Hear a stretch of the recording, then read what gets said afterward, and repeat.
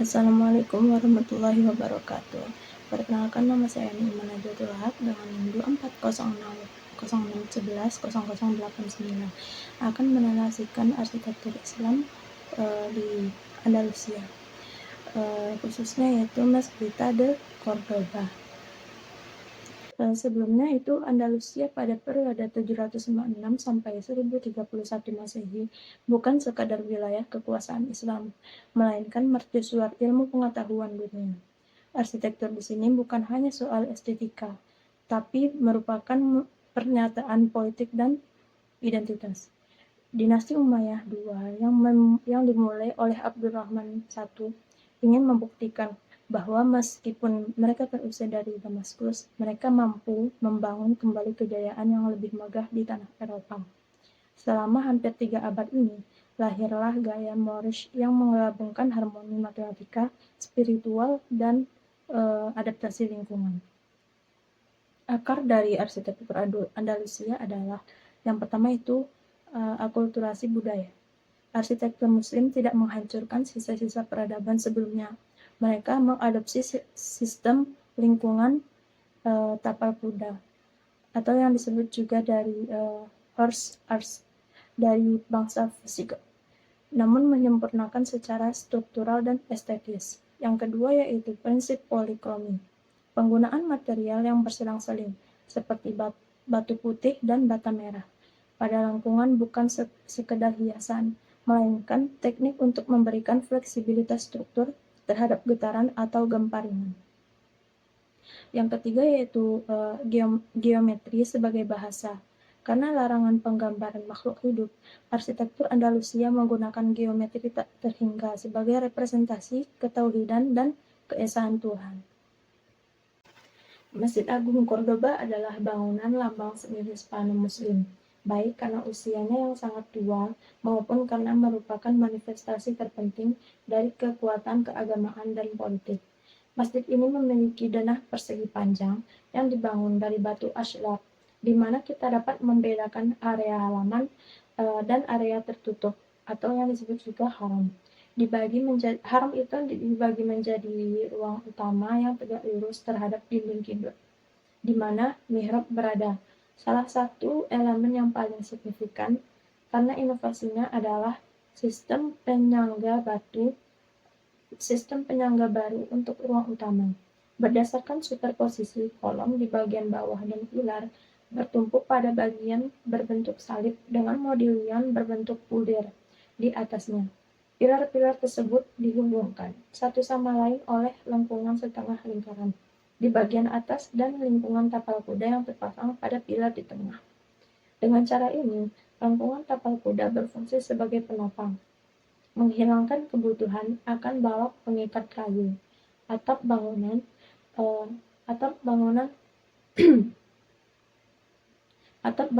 yang terbuat dari papan kayu yang ditopang oleh balok melintang bertumpu pada lengkungan-lengkungan ini. Konsepsi arsitektur dan spasial Masjid Cordoba didasarkan pada hubungan erat antara Islam dan seni. Memang dalam agama teokratis di mana Tuhan itu satu, kekal dan tidak berubah. Di dunia yang berubah dan fana, seni tidak hanya memiliki makna sebagai pemuliaan Tuhan dan kesaksian iman, tapi juga sebagai manifestasi dari kontingensi penciptaan. Oleh karena itu, landasan keagamaanlah yang menentukan karakteristik masjid, pengabaian terhadap eksterior bangunan. Masjid ini dirancang sebagai struktur yang terbuka untuk kebutuhan komunitas, keagamaan, dan oleh karena itu, untuk perluasan yang diperlukan. Memang Abdurrahman I membangun sebuah masjid dengan 11 lorong dan 12 ruang. Konstruksi awal ini diperluas oleh Abdurrahman II di sisi kiblat dengan 8 ruang. Dan selama pemerintahan Abdurrahman III, halaman masjid direnovasi dengan serambi, dan sebuah menara besar setinggi 50 meter dibangun. Selama pemerintahan Al-Hakam II, perluasan paling spektakuler terjadi dengan pembangunan 8 ruang dan dinding kiblat pada saat ini, serta serta mihrab dan maksurah.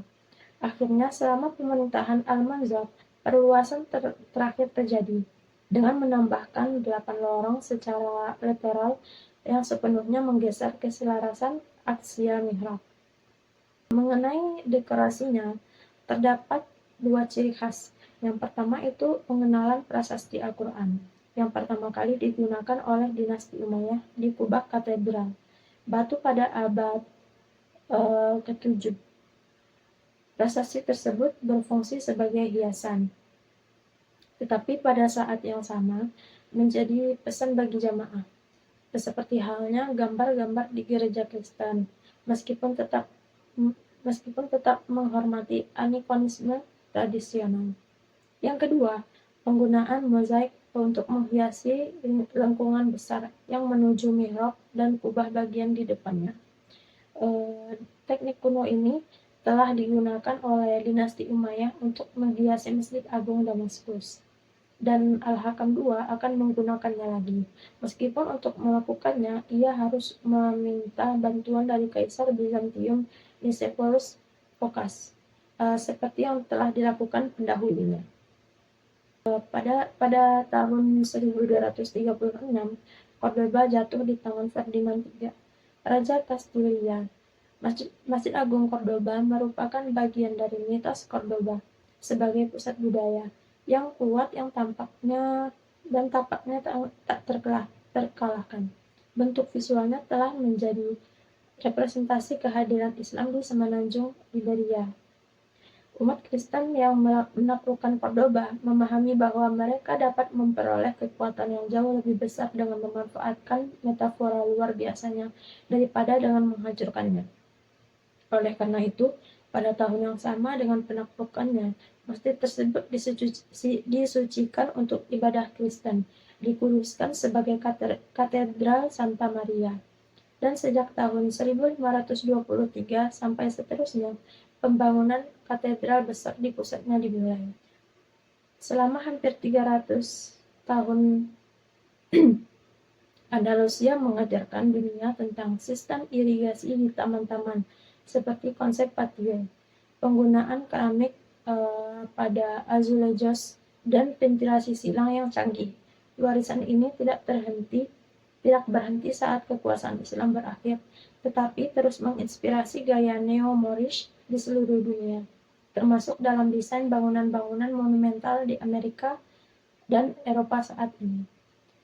Baik, sekian dari saya. Apabila ada kekurangan, saya mohon maaf. Terima kasih. Assalamualaikum warahmatullahi wabarakatuh.